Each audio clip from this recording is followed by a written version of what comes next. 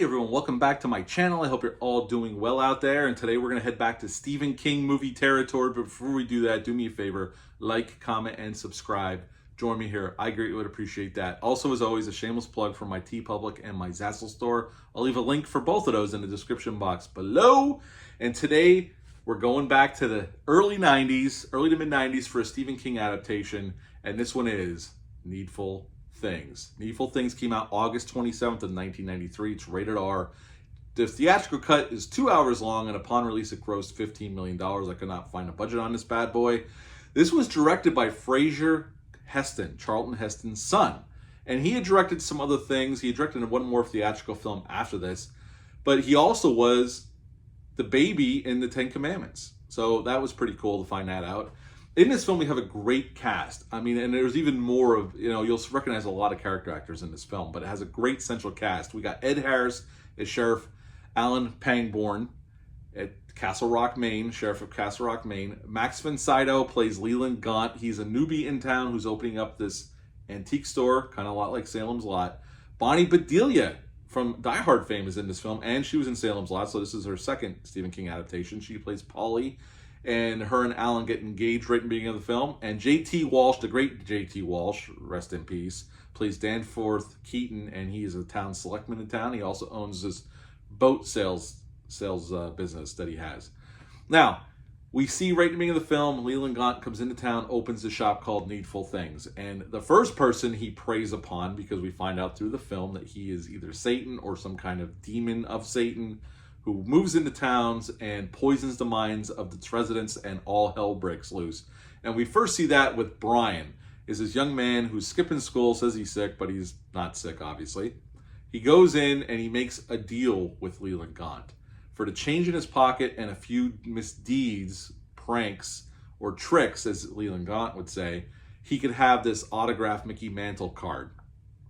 So this is how it all starts, and the whole town gets wrapped up in it. Everybody except for Alan, really. There's a good scene where Alan goes in to introduce himself to Leland Gaunt.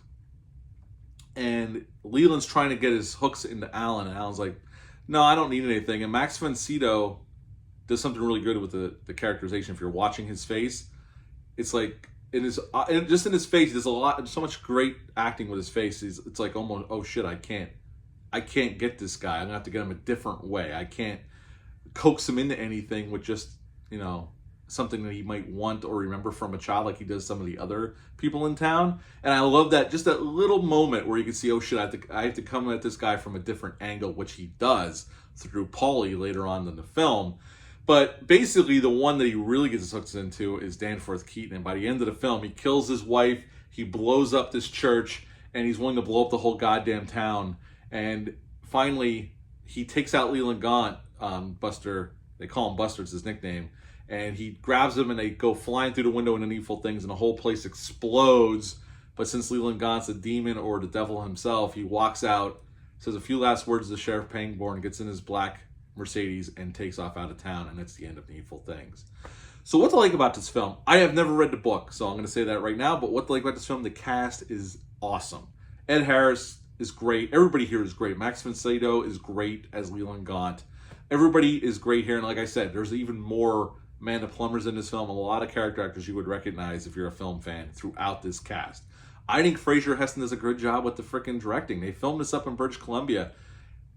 And I love Maine. I've been up there many times, my wife and I, and they do sell it as Maine. This is one of the few films they shoot somewhere else where it actually looks like Maine to me, like some of the small towns on the coast of Maine. This looks like a small town on the coast of Maine, so I always appreciate that. I like the score. I like the story. Again, I've never read the book, so I don't know how accurate this is. I love the ending, the explosions, and then finally Alan gets through to the people of the town and make them realize that they've been getting tied up in like this little web of lies and deceit because Leland Gaunt's pulling all their strings and doing these awful things to their neighbors, and that's why everybody's turning violent. And I always liked this film. Since I saw it way back in the 90s on TBS. Now, when I saw it back in the 90s, I saw the 3-hour cut. On this Blu-ray from Kino Lorber, it has a 2-hour theatrical cut. But Kino Lorber had released a 4K, and that has the 3-hour TV cut. It's not the director's cut. Fraser Heston says the 2-hour cut's his director's cut. but TBS asked Fraser Heston to come back in and add footage back in. So the TV cut, it does go into more. It adds more characters that you see in the background in this film, like Brian's mom, who buys or trades for Elvis's sunglasses. You'll see her wearing sunglasses in the film, but we never know how she gets them, and that's what her Needful thing was. And there's more to it, more fleshing out. Because one of the things, and I guess you could call this a negative, but I do like this film a lot, there's a lot of characters. And it's in 2 hours, there's a lot of ground to cover. And so you don't really, it can get a little much with there's this guy or this person doing this person doing that. I mean, at the end, they bring it back when there's that big scene in the street. Now it's trying to talk everybody down off of being so violent and pointing out the fact that Leland Gaunt's been pulling everybody's strings and setting them on a path of basically destruction. You kind of get caught up about what everybody's been doing, because there's things that happen off screen we don't get to see them doing, but we get caught up with it in that last scene. So they do a nice job of bringing it back at the end, of filling in some gaps. The 3-hour cut goes a lot more into it, but one of the negatives you could say is there's a hell of a lot of characters for a 2-hour movie that they have a lot of ground to cover. And so that would be one of my minor negatives, I guess. Do I think this movie's perfect? No, but I think it's a well-made Stephen King adaptation. Again, I don't know how accurate it is to the book. Obviously, I've never read that book. So if you do know, leave a comment down below. I would greatly appreciate it. Like I said, TBS approached Fraser Heston to add another hour into the runtime. That's the cut I originally saw when I first saw this movie, was a 3-hour cut on TBS. So I do remember little bits and pieces like Brian's mom with the Elvis sunglasses. I remember that. But some of the other stuff I don't remember. I haven't seen that cut since the 90s. Alan Pangborn, who Ed Harris plays here, would make an appearance. That same character would make an appearance in 1993 in a different Stephen King adaptation, George Romero's adaptation of The Dark Half, where Michael Rooker plays that same character. So that's kind of cool as well. At the end of the day, I think this is a hell of a solid Stephen King adaptation. And I would give this one a 9 out of 10. I've always enjoyed it. If you've never seen it, I highly recommend it. It's definitely worth a watch. 9 out of 10 for Needful Things. If you've ever seen this film, leave a comment down below, let me know. Hit the thumbs up, hit the subscribe button, share this video. I greatly would appreciate that. I'll be back soon with some more videos, but until next time, bye.